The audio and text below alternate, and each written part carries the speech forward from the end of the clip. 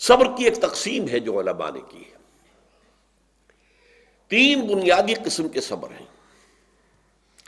الصبر علی الطاعہ، اطاعت پر صبر کرنا.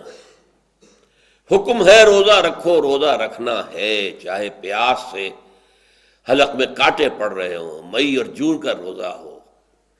یہ جو ہے صبر علی الطاعہ ہے، اطاعت پر، اللہ کا حکم ہے. آپ کہیں گئے ہوئے سوات کا اذان صبح کا وقت ہے اور آپ کو وضو کرنی ہے، پانی موجود ہے لیکن یخ ہے، ہاتھ لگانے سے بھی انسان خوف کھاتا، اتنا یخ. لیکن جب پانی ہے تو وضو تو کرنا ہوگا، صبر کرنا پڑے گا. یہ صبر علی الطاعہ کی ایک مثال ہے کہ اطاعت جو ہے اس کے لیے صبر کرنا، جھیلنا، اس کی سختی کو برداشت کرنا، اس میں جو تکلیف ہو اس کو جھیلنا. اللہ یہ کہ انسان بیمار ہو اور اندیشہ ہو کہ اتنے ٹھنڈے پانی کے استعمال کرنے سے جان جانے کا اندیشہ، وہ بات دوسری ہو جائے گی.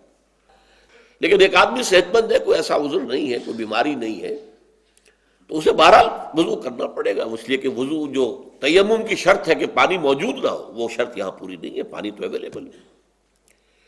تو صبر علی الطاعہ، اطاعت پر صبر کرنا، تمام احکام جو ہے شریعت کا ان پر عمل کرنا جو ہے. اب صبح کا وقت ہے، ابھی آپ کو بڑی بسا اوقات ہوتا ہے، آپ کا بھی تجربہ ہوگا، کوئی مریض ساری رات کراہتا رہا ہو، فجر کے قریب آ کر کچھ سکون سا ہو جاتا، سو جاتا. یہ بڑی ٹھنڈی جو ہے وہ نیند ہوتی ہے صبح کی.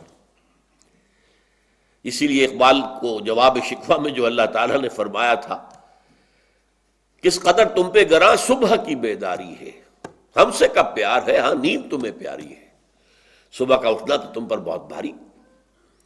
یہ صبر علی الطاعہ، صبر علی الاطاعہ ہوگا کہ کچھ بھی ہے، بہرحال فجر کا وقت ہو گیا ہے، اٹھنا ہے، لازماً اٹھنا ہے.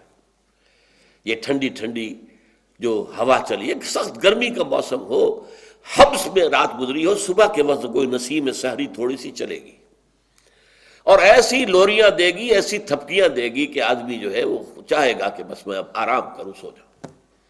اٹھنا ہے، نماز کا وقت ہے، نماز فرض ہے. تو الصبر علی الطاعہ. دوسرا صبر ہے الصبر عن المعصیہ، معصیت سے رک جانا، صبر کرنا. کوئی لذت ہے کام و دہن کی لیکن ہے ممنوع، غلط ہے، حرام شے ہے، لہذا رکنا ہے. یہ ہے صبر عن المعصیہ، وہ ہے صبر علی الاطاعہ. اور یہاں آئے گا عن، الصبر عن المعصیہ، معصیت سے اپنے آپ کو روکنا، بچانا. ٹیمپٹیشنز کتنی بھی ہوں، کتنا بھی جو ہے اس کے لیے آپ کے نفس کی طرف سے تقاضا ہو رہا ہو، کتنا ہی اندر سے وہ جذبہ ابھر رہا، روکنا، تھامنا، بند لگا دینا آگے. یہ صبر ہے. تیسرا صبر ہے صبر علی البلاء یا صبر علی الایذاء، آزمائش پر صبر کرنا اور ایذا پر صبر کرنا.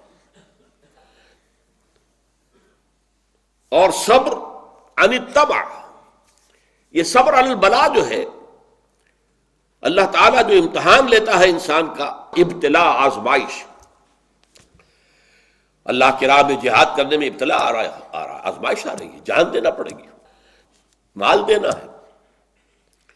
یا اور اسی طرح سے اللہ کی طرف سے آزمائش آ گئی ہے، آپ پر کوئی مصیبت آ گئی ہے، آیا اس میں آپ صابر رہتے ہیں یا اول فول بکنا شروع کر دیتے ہیں اللہ کے خلاف؟ اجی ہمارے ساتھ تو اللہ نے کبھی کوئی خیر کیا ہی نہیں، سب بھول گئے جو بھی اللہ تعالیٰ نے پہلے احسان کیے تھے، کیونکہ ایک آزمائش آ گئی. تو صبر علی البلاء. اب اس کے 2 حصے ہیں جو میں نے بیان کیے. ایک ہے صبر علی الایذاء، آپ اسلام کی دعوت دے رہے ہیں، کوئی آپ کو ایذا پہنچاتا ہے، سخت ایذا پہنچاتا ہے. یہ ایذا وربل بھی ہو سکتی ہے، یہ ایذا فزیکل بھی ہو سکتی ہے.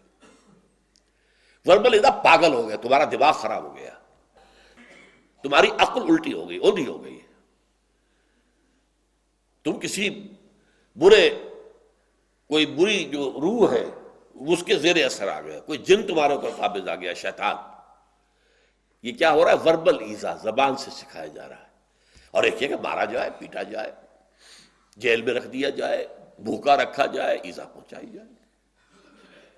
اور ایک اسی کا مرحلہ آتا ہے ذرا بعد میں، جب وہ غلط معاشرہ اچھی طرح ٹھوک بجا کر دیکھ لیتا ہے کہ یہ ایذا سے تو یہ باز نہیں آئے، اپنی بات سے جمے ہوئے ہیں، ٹکے ہوئے ہیں، ڈٹے ہوئے ہیں، تو پھر کچھ لالچ دیا جاتا ہے، دیکھو ہم تمہیں اپنا بادشاہ بنا لیں گے، تم یہ بات چھوڑ دو، دیکھو ہم تمہیں قریش کی جس عورت کی طرف اشارہ کر دو جس کا حسن تمہیں اچھا لگے، ہم اس سے شادی کر دیں گے تمہاری، تمہیں جتنا مال و دولت چاہیے تمہارے قدموں میں ڈال دیں گے، تمہارے بتوں کو برا نہ کہو، یہ نہ کہو یہ باطل ہے۔ اب یہ طمع ہے، ٹیمپٹیشن ہے، ٹیمپٹیشن کے مقابلے میں رکنا ایذا کے مقابلے میں رکنے سے زیادہ مشکل ہے، جس کی ایک بہت بڑی مثال جو ہے امام احمد ابن حنبل کی زندگی میں ہے کہ جب مسئلہ خلق قرآن پر جب انہیں جیل میں ڈالا گیا، مارے ماری گئیں، الفاظ یہ آتے ہیں تاریخ میں کہ انہیں وہ مار ماری گئی کہ اگر ہاتھی کو بھی وہ مار ماری جاتی تو چنگھاڑ اٹھتا، لیکن ان کے آنکھوں میں کبھی آنسو نہیں آئے، برداشت کی۔ پھر زمانہ بدل گیا، اب خلیفہ کوئی اور ہو گئے، اور ان کا اپنا موقف وہی تھا جو امام احمد ابن حنبل کا ہے۔ تو اب دارالخلافہ سے، ایوان خلافت سے ایک ایلچی آیا ہے اشرفیوں کی تھیلیاں لے کر کہ یہ خلیفہ نے آپ کو بھیجی ہے۔